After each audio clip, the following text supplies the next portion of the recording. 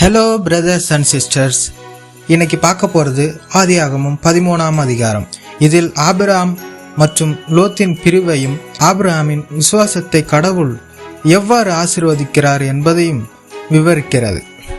ஆபிரகாமின் சந்ததிகள் பூமியின் தூசியைப் போல ஏராளமானதாக இருக்கும் என்றும் அவன் பார்க்கும் நிலம் அனைத்தும் அவருக்கும் அவருடைய சந்ததியினருக்கும் என்றென்றும் வழங்கப்படும் என்றும் தேவன் ஆபிரகாமுக்கு வாக்குறுதி அளிக்கிறார். கடவுள் தம்முடைய வாக்குத்தத்தங்களுக்கு உண்மை உள்ளவர் என்பதையும் அவரை நம்புகிறவர்களை அவர் ஆசீர்வதிக்கிறார் என்பதையும் இந்த அதிகாரம் நமக்கு நினைவூட்டுகிறது. இந்த வாக்குத்தத்தம் ஆபிரகாமின் வழித்தோன்றலாக இருந்து அனைத்து நாடுகளும் இரட்சிப்பை கொண்டு வரும் இயேசு கிறிஸ்துவின் மூலம் நிறைவேற்றப்படுகிறது. இன்றைக்கு உண்மையான தெய்வத்தை தேடிட்டு இருக்கீங்களா? உங்கள் கண்ணீரை மாற்ற, கவலைகளை போக்க இயேசு வல்லவர். அவர் உண்மை உள்ளவராய் இருக்கிறார். God bless you.